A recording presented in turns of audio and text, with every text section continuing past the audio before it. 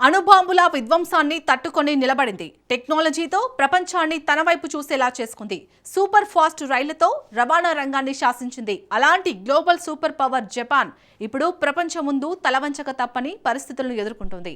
China, Russia, ఉత్తర Korea దేశాలు సరిహద్దుల్లో యుద్ధ భయాలను సృష్టిస్తుంటే ధైర్యంగా నిలబడుతోంది టోక్యో. కానీ బాహ్య శత్రువుల కంటే కూడా ఆ దేశాన్ని లోపల నుంచి గుల్ల చేస్తున్న మరో భయంకరమైన మహమ్మారి జపాన్ను నిద్రపోనివ్వడం లేదు. జపాన్ వెంటాడుతున్న భయం ఏంటి? జపాన్లో జనాభా ఎందుకు తగ్గిపోతుంది? జపాన్ దేశం అంతరించిపోవడం ఖాయమా? Watch story. జపాన్ వణికిస్తున్న అసలు సమస్య ఏంటి? జపాన్ యువత పెళ్లికి ఎందుకు నిరాకరిస్తోంది? సూర్యుడు ఉదయించే దేశానికి చీకటి తప్పదా?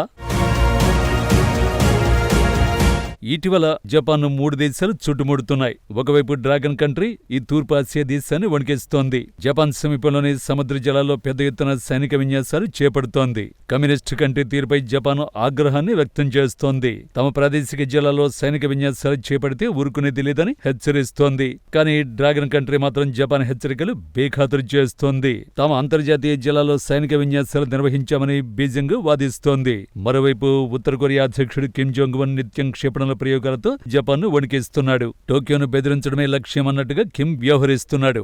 మరోవైపు సోవియట్ కాలం నాటి భయంకరమైన అణుబాంబులను జపాన్ సముద్రంలోకి రష్యా దించుతోంది.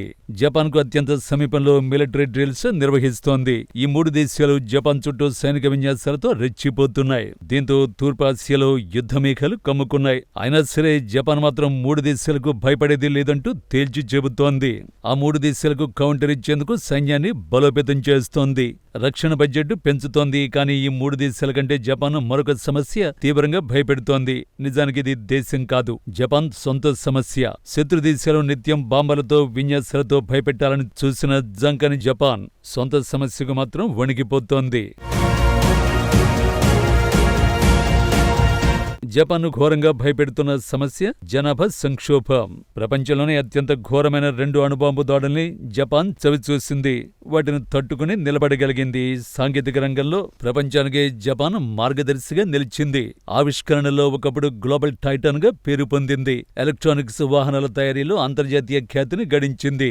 సూపర్ ఫాస్ట్ రైళ్లను సృష్టించి ప్రపంచాన్ని అబ్బురపరిచింది. ప్రపంచానికి తలమానికంగా మారింది జపాన్. కానీ రోజురోజుకు కుచించుకుపోతున్న జనాభా సంక్షోభాన్ని అడ్డుకోవడంలో జపాన్ విఫలమైంది. సూర్యుడు ఉదయించే ఈ దేశంలో వృద్ధుల సంఖ్య నానాటికి పెరిగిపోతోంది. అదే సమయంలో జననాల రేటు భారీగా పడిపోతోంది. ఈ సంక్షోభాన్ని ఎలా అడ్డుకోవాలో తెలియక జపాన్ తల పట్టుకుంటోంది. ప్రస్తుతం 4వ అతిపెద్ద ఆర్థిక వ్యవస్థ జపాన్. గతంలో ఆ దేశం 3వ టాప్ జీడీపీ కంట్రీగా ఉండేది. అందుకారణం ఆ దేశంలో పనిచేసే కార్మికులు. కానీ ఇటీవల యువ శ్రామికుల సంఖ్య భారీగా తగ్గుతోంది. జపాన్ వేధిస్తున్న ఈ జనాభా సంక్షోభానికి ప్రధాన కారణం అక్కడి మారుతున్న సామాజిక జీవనశైలి. ఒకప్పుడు జపాన్లో ఉమ్మడి కుటుంబ వ్యవస్థ, ఎక్కువ మంది పిల్లలను కనే సంస్కృతి ఉండేది. కానీ కాలక్రమేణా పరిస్థితులు పూర్తిగా మారిపోయాయి. ఆధునికత పెరిగే కొద్దీ యువత పెళ్లిళ్లకు దూరంగా ఉంటోంది. ఒకవేళ పెళ్లి చేసుకున్న పిల్లలను కనేందుకు ఆసక్తి చూపడం లేదు.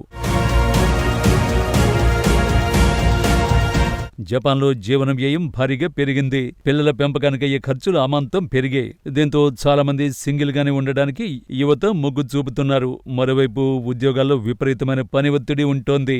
కార్మికులు గంటల తరబడి పనిచేయాల్సి రావడంతో వ్యక్తిగత జీవితానికి, కుటుంబానికి సమయం కేటాయించలేకపోతున్నారు. ఫలితంగా దేశంలో జననాల రేటు వేగంగా పడిపోతోంది. ప్రపంచంలోనే అత్యల్ప జననాల రేటు నమోదవుతున్న దేశాల జాబితాలో జపాన్ అగ్రభాగాన నిలుస్తోంది. ఇదిలా ఉంటే జపాన్లో మరోవైపు వృద్ధుల జనాభా రికార్డు స్థాయిలో పెరిగిపోతోంది. వైద్య రంగంలో వచ్చిన విప్లవాత్మక మార్పులు, మెరుగైన జీవన ప్రమాణాల వల్ల జపాన్ ప్రజల ఆయుర్దాయం గణనీయంగా పెరిగింది. కానీ ఇది ఆ దేశానికి ఇప్పుడు శాపంగా మారుతోంది. దేశ జనాభాలో 65 సంవత్సరాలు దాటిన సీనియర్ సిటిజన్ల వాటా దాదాపు 30% చేరుకుంది. ప్రపంచంలోనే అత్యధిక వృద్ధ జనాభా కలిగిన దేశంగా జపాన్ రికార్డు సృష్టిస్తోంది. పుట్టే పిల్లల సంఖ్య తగ్గిపోతుంటే వృద్ధుల సంఖ్య పెరిగిపోతోంది. దీంతో జపాన్ సమాజంలో వయస్సుల మధ్య సమతుల్యత పూర్తిగా దెబ్బతింటోంది. రాబోయే రోజుల్లో ఈ పరిస్థితి మరింత తీవ్ర రూపం దాల్చే ప్రమాదం ఉందని నిపుణులు హెచ్చరిస్తున్నారు. ఈ తీవ్ర సంక్షోభం జపాన్ ఆర్థిక వ్యవస్థపై తీవ్ర ప్రభావాన్ని చూపుతోంది. ఒక దేశం ఆర్థికంగా ఎదగాలన్నా, అభివృద్ధిలో దూసుకుపోవాలన్నా యువ శ్రామిక శక్తి ఎంతో ముఖ్యం. కానీ జపాన్లో ఫ్యాక్టరీలు నడపడానికి, సేవలు అందించడానికి తగినంత మంది యువ కార్మికులు దొరకని పరిస్థితి ఏర్పడింది. అనేక కంపెనీలు ఉద్యోగుల కొరతతో మూతపడే దశకు చేరుకున్నాయి. వృద్ధుల పెన్షన్లు, వారి ఆరోగ్య సంరక్షణ కోసం ప్రభుత్వంపై ఆర్థిక భారం విపరీతంగా పెరిగిపోతోంది.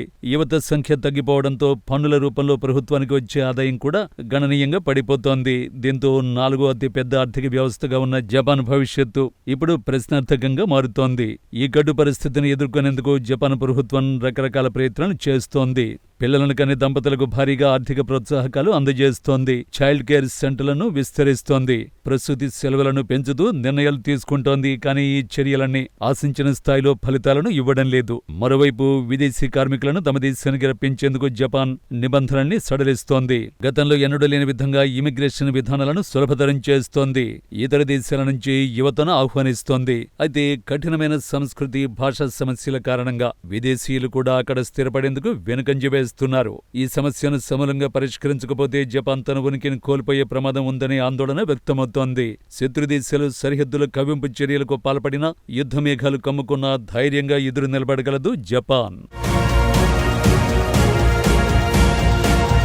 కానీ అంతర్గతంగా ఎదురవుతున్న జనాభా సంక్షోభం ముందు మాత్రం జపాన్ నిస్సహాయంగా మారుతోంది. ఆయుధాలతో కొట్టే శత్రువునైనా ఓడించొచ్చు, కానీ నిశ్శబ్దంగా దేశాన్ని కబళించేస్తున్న జనాభా సంక్షోభాన్ని ఎలా ఆపాలన్నది ఇప్పుడు టోక్యో పాలకులను వెంటాడుతున్న అసలు సిసలు భయం. సమూలమైన సామాజిక మార్పులు రాకపోతే టెక్నాలజీతో ప్రపంచాన్ని శాసించిన నిప్పన్ కంట్రీ రేపు చీకటిమయం కావడం ఖాయమనే హెచ్చరికలు గట్టిగానే వినిపిస్తున్నాయి.